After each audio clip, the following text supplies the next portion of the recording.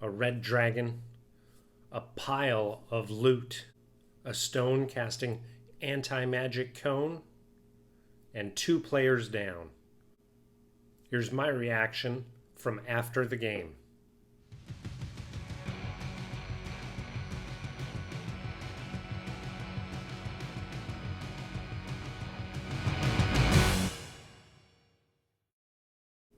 Before we jump into the video, make sure to hit that subscribe button to help us grow. If you don't mind the notifications, ding that bell. Give us a thumbs up if you like our content. And leave a comment. Let us know what type of content you'd like to see us create here on the channel. Picking up on the Last Light campaign session, we left last session on a cliffhanger. The player characters had just entered at the doorway of the throne room and were greeted by the figure of a young red dragon atop a cloud giant throne, which was covered in treasure, and 2 undead stone giants on the far end of the room. Now we were down a couple of players. I already had an idea on how I was going to get the characters exited from the campaign, but we needed to get through this encounter before we could see that realized and kind of get things progressing on that aspect. So my plan was to use the characters as their players would in the encounter, but let the other characters, the other players, drive that encounter. As they entered the room, there were so many options they could do. They could try to talk to the red dragon, get information. They could try to combat the red dragon. They could try to bargain with the red dragon. I really didn't know which avenue they were going to take. They had a good understanding that there was a large amount of loot, and with the characters, generally that's a good motivator to spur action. Now, when they entered into the throne room, they started kind of dispersing themselves, spreading themselves out, and kind of positioning themselves throughout the room as best they could in their turns. The dragon initially offered to let them leave immediately. Some of the characters thought that this may be a ploy, so they kind of asked kind of qualifying questions. The dragon reiterated, yes, now he is going to take over this domain, and the characters could leave. Now at this point, that's where I really expected them to try to do more bargaining and everything, but they really laid it down and said, no, you're either going to be working for us as we determine, and this is now our domain, or we're going to kill you. So it was pretty cut and dry how this encounter was going to go down. Now, I had already set up my action economy so that if we went down a combat route, kind of when the undead giants would come into combat, they had kind of standing orders.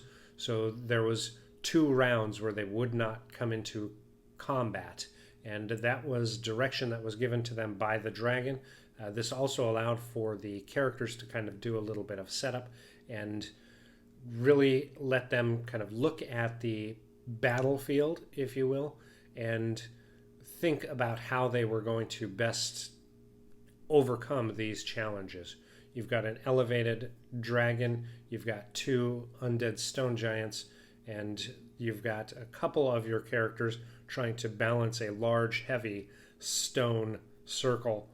So placement and kind of how that layout was going to either hamper or enhance their action economy was really important. The dragon was going to just stay put and continue using his breath weapon as well as his reactions to attack anything that got close and far, kind of respectively. They made some smart choices by kind of spreading out, because with that breath weapon I was not able to target all of them. But when that dragon did have his turn and unleash that breath weapon, it did some massive damage to some of the characters, which initially sent kind of some of the characters down for the count. At that point, for many of them, it became, how do I survive? How do I continue with receiving health. A couple of them had to make death saves throughout. It was touch and go for several of them. For those that spread out a little bit more, they were able to maneuver a little bit and start doing some offensive attacks, as well as using some of their action economy to support and draw the ire of the dragon. When the stone giants started coming into play, that set one of the players kind of more on the defensive. He was not able to be as offensive with the dragon. I think as I look at how they worked the encounter, they had hoped to take out the red dragon first and then worry about the stone giants. Having those other elements in there, they weren't able to fully realize their flanking positions and just do massive amounts of damage to the red dragon and get it down fast. So that kind of prolonged the combat a little bit.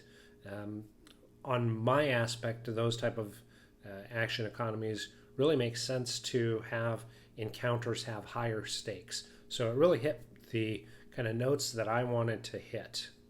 Now, of course, with the characters that the players were not able to make the game, I really tried to utilize them to my best ability. One of them, as a sorcerer, started off with casting a fireball, doing a good amount of damage to all of the creatures that were combatants. The other, who is a fighter, while trying to balance this magic stone casting at the dragon, pretty quickly realized it was not going to have an effect. The dragon was not casting any spells, so they let it drop, and he went right after it with his axe, which both honors the player as well as the character, and that's what his kind of build was about, getting up toe-to-toe and just wailing away. Now, for some of the others, the cleric, pretty much when that initial salvo came down, was doing death saves. So there was a point in time where I reminded the characters that, or the players rather, that they did have health potions and everything. Make sure to utilize those. Sometimes I know as a player myself, I get kind of caught up in the thing, and I can tend to forget how to best utilize some of the equipment or feats and skills that I have. But for several of the player characters, it was really touch and go. One of the characters was able to use Chromatic Orb quite a few times, very effectively actually, as another was able to get up and utilize a lot of attacks, magical attacks that were melee. And they, over a period of a couple of rounds, were able to whittle down the dragon to where when the dragon got down to 1/3 of its hit points, it was going to move locations and kind of change it up. Of course, by then the stone giants were getting into the combat. They did a pretty decent attack to the rogue wizard who was attempting to flank, causing that character to kind of rethink how they were doing and actually working against one of the stone giants. The other went in just to combat other combatants. So the characters had to think how to avoid these undead stone giants while still keeping a good pace on the dragon. So it turned out to be a pretty good dynamic combat encounter. And as I mentioned, I expected it to go multiple different directions. Combat, I knew, was one of them, and with it going that way, it did not disappoint from my aspect. I think everybody got to really utilize some aspect of their character's build to allow them to work this very difficult encounter. And it actually was a deadly encounter for the party. So I thought they really worked well in minimizing the amount of impact and negative impact that the party faced based on all the challenges in front of them. Now, once they defeated the foes and made sure everybody was back up on their feet, there were a couple of close calls. Two of the players had death saves that they were making and succeeded. It was great just to build tension and kind of give that reminder that this campaign, there is the possibility of character death. If their character dies, they do have to have a backup character that we can bring into it. But the stakes are high for the characters in this campaign. Of course, we're running it through to 10th level. So after this encounter, they realized that the gold that the dragon had was actually stolen from the dwarven city that was nearby. They've helped some of the dwarven clans that have kind of splintered off. With my stories, I try to have a lot of interconnecting. Now, had they worked more with the dwarves early on, they would have found that these factions of dwarves have broken off because they're broke.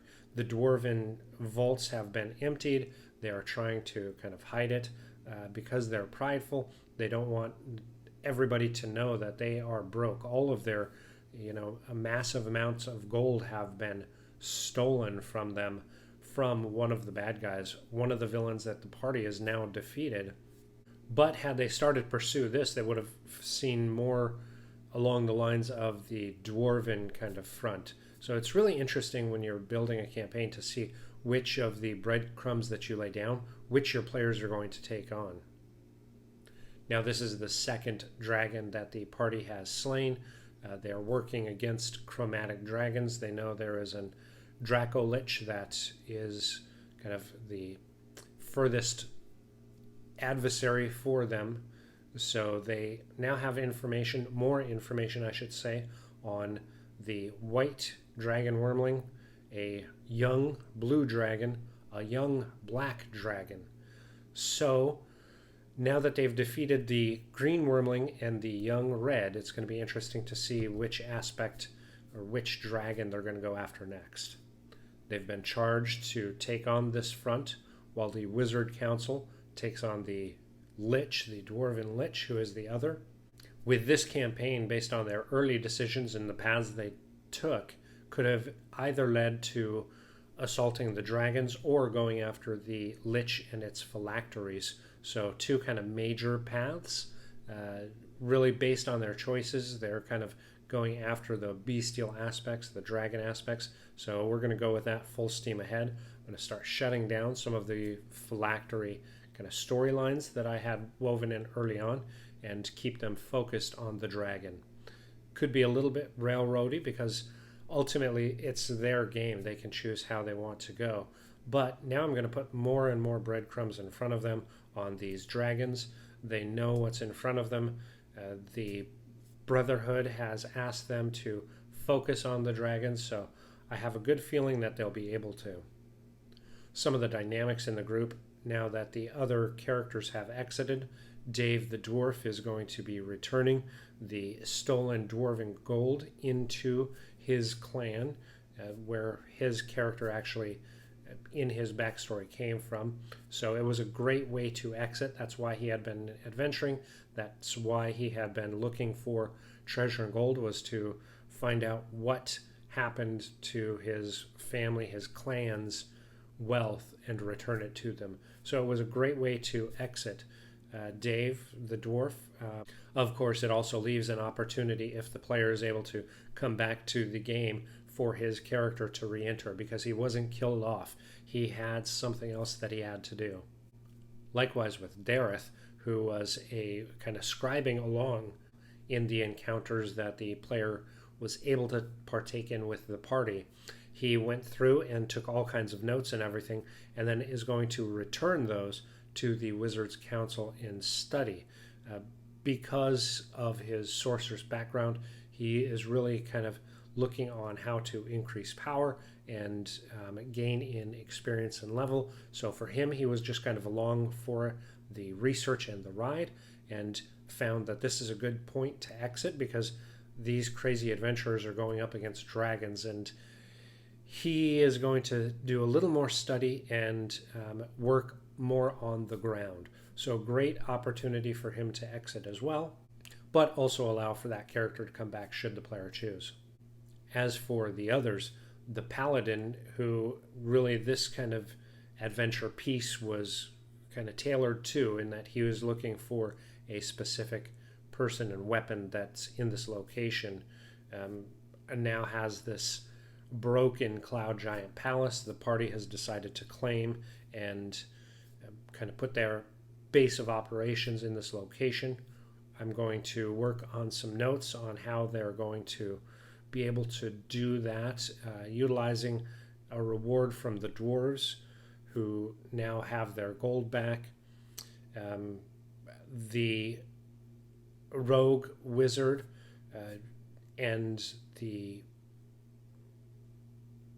is now able to salvage some of the dragon bits and parts to work towards his legendary weapon, which he has requested be built for him. Our party's cleric, who went through and after getting back up and revived, made sure that the other prisoners that were being kept here are healed and know who saved them. And our sorcerer, who ultimately cast the chromatic orb that destroyed Belifrax, the young red dragon, all had big impactful pieces that they can take away from this. So now I'm going to work on my notes and start working on updates. I do have to send them the map of the location, which I have roughed out, but I'm going to put it in a little bit better format. It may take me a little bit of time, but they'll get a detailed map of the broken Cloud Giant Palace that they can start planning for the next couple of sessions to really make their own and kind of see what they want to do with it. Of course, that's something in their own games as they continue. They can incorporate into their games as well, into their character stories, and ultimately see how that impacts the end of this campaign. Of course, we're going to level 10. After this encounter, they did achieve another level. So currently the party is level 6. That means the encounters are going to step up a little bit, and at the next session we're going to pick right up in the morning after a long rest, or it'll be a late morning, kind of early afternoon after their long rest, and see which direction they want to go. They know that the blue dragon is in the dunes that they have already explored a little bit. They know the white dragon is up on the steppes, kind of rolling plateau fields, high plateaus. And they know the black dragon is in the black forest wastes, so kind of a swampland area, which has a big twist to it. Ultimately, whichever way they choose to go, the adventurers are already kind of skeletoned out. I just need to fine-tune and make sure that the challenge ratings are good, the reward possibilities are good, and that the story flows together. All the pieces are in motion as they continue on this journey, getting ready for their final encounter with the Draco Lich at the Shadow Mountain. The Shadow Mountain will be the climax, the near end of the story. Then we'll have an epilogue and close it down. But tonight's session I thought went really well with all of the challenges that we had in front of us. I think everybody's action economy worked great, their pacing, their ability to keep the combat moving. I knew this was going to be a combat heavy adventure session, so everybody did a fantastic job. I can't wait to jump into next week's and see which path they take us down next. So far for this campaign, I've been really happy with the players, with the characters, and with the way the story is progressing. So for the campaign of The Last Light so far, I have to say I think everybody has really helped to create a fantastic story, great experience. I'm going to get these session notes all put together, start working on some of the updates so I can start sending them out tomorrow, and then I'm going to bed. Have a fantastic week. I hope you enjoyed that video. Here's a link to another video that you may enjoy. Also, make sure you hit that subscribe button to help us grow. If you'd like to support us, make sure you check out the description of the video with some links and leave a comment to let us know where will your adventures take you.